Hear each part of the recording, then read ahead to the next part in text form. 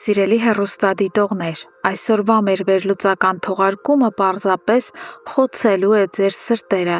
քանի որ այն լի է անասելի ցավով, փլուզված երազանքներով եւ այնպիսի անսպասելի ու կտրուկ զարգացումներով, որոնք ել ավելի են խճճում մեր հերոսների առանց այն էլ բարդ ճակատագրերը։ Այսօրվա սերիայում մենք ականատես կլինենք իրադարձությունների, որոնք կստիպեն արտասվել, զայրանալ և անհամբերությամբ սպասել հաջորդ քայլերին։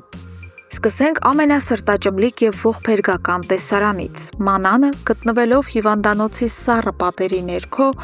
ահավոր ու հուսահատ վիճակում է։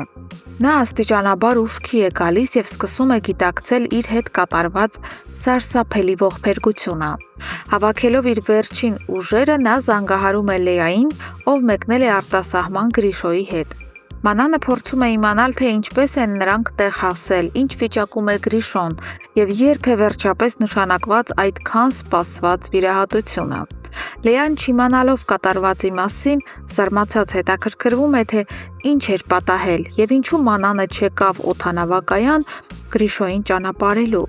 Եվ հենց այս պահին Մանանը, արցունքները խեղդելով, խոստովանում է ամենասարսափելին.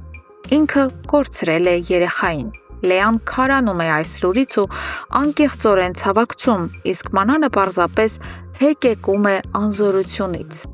Սակայն մինչ Մանանը սգում է իր դեռ չծնված հրեշտակի մահը, կա մեկը, ում խիղճը բացարձակապես քնած է։ Մաշը ոչ միայն չի ափսոսում տեղի ունեցածի համար, այլև շարունակում է իր ցինիկ և անամոթ խաղերը։ Նա ակումբում պատահաբար հանդիպում է Հունանին և որոշում օգտվել առիթից։ Մաշը մոտենում է այդ դաժան մարդուն և ինքնավստահ ներկայանում որպես Գրիշոյի ապագա երեխայի մայր։ Բայց Հունանն այն մարդը չէ, ում կարելի է նման էժանագին քայլերով տպավորել։ Նա առանց անգամ մեկ բառ արտասանելու սառնասրտորեն արհամարհում է Մաշին, շրջվում ու պարզապես հեռանում։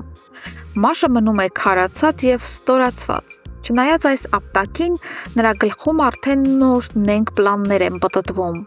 Նա հույսեր է փայփայում, որ Մանանի վիժումից հետո հենց հիմա է իդեալական պահը Գրիշոյի հետ վերջնականապես ամուսնանալու համար։ Բայց Մաշի էգոիզմն այնքան մեծ է, որ նա անմիջապես սկսում է մտածել նաև մեկ այլ տարբերակի մասին։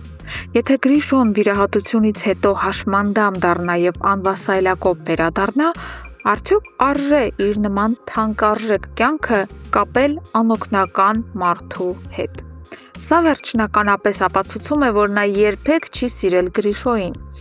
Մինչ Մակունցների ընտանիքում կրքերը եռում են, Սարգսյանների տանը նույնպես հանգիստ չէ։ Ավոն դուրս գալով Վովայի տանից անմիջապես շտապում է հիվանդանոց, փորձելով պարզել, թե ինչու են իր ընտանիքի անդամներն այնտեղ հավաքվել։ Իմանալով Մանանի ողբերգության մասին, նա մի կողմ դնելով կարեկցանքը, սկսում է հետաքրքրվել իր անձնական խնդիրներով։ Ավոն հարցնում է, թե որտեղ է այն տղան, ով միշտ ուղեկցում է Լեոյին, դիտավորյալ ձևացնելով իբր չի հիշում Վովայի անունը։ Լեոն, կասկածելով ինչ-որ բան, կոպիտ հարցնում է, թե ինչ գործ ունի Ավոն Վովայի հետ։ Ավոյի գլխում միանգամից վախ է առաջանում։ Արդյոք Վովան արդեն հասցրել է Լեոյին պատմել իր և Օլգայի միջև տեղի ունեցած այն տհաճ միջադեպի մասին։ Լեոյի ռեակցիայից Ավոն հասկանում է, որ դեռ ոչ։ Սակայն նրա ուրախությունը շատ կարճ է տևում։ Նույն օրվա երեկոյան Լեոն և Վովան հանդիպում են, և Վովան ամբողջությամբ բացում է փակագծերը։ Նա պատմում է ամեն ինչ և զայրացած ասում, որ եթե Լեոն իր մտերիմ ընկերը չլիներ, ապա ինքը վաղուց ջարդել էր Ավոյի դեմքը իր մորը նման լկտի ձևով սիրահետելու համար։ Այս լուրը լսելով Լեոն, Դավիթն ու պապիկը պարզապես կատաղում են։ Նրանք անմիջապես գտնում են Ավոյին և հարձակվում նրա վրա,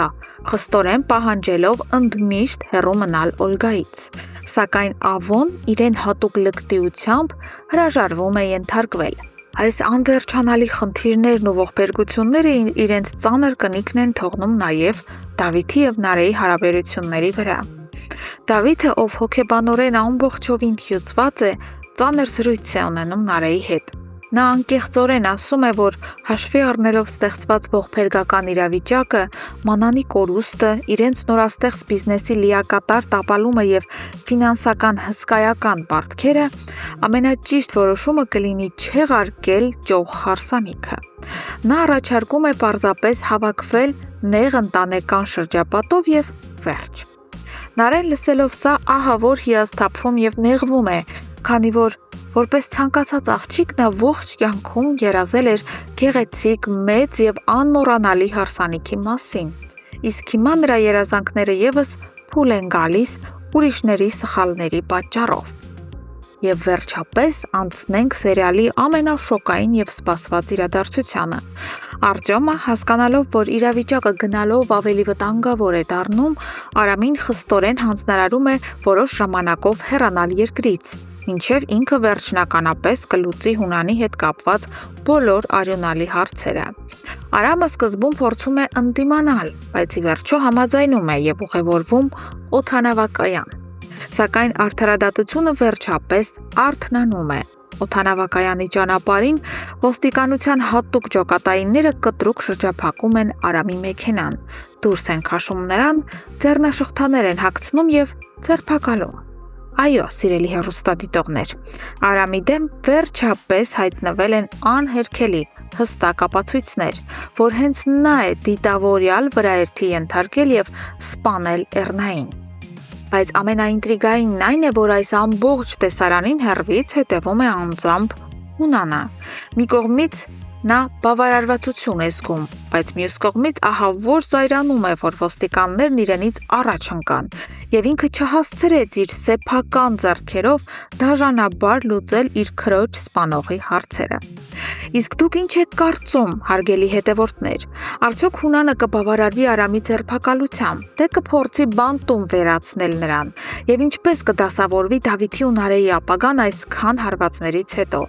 Անպայման կիսվեք ձեր վարկածներով մեկնաբանություններ բաժնում, մեզ համար շատ կարևոր է իմանալ ձեր տեսակետը։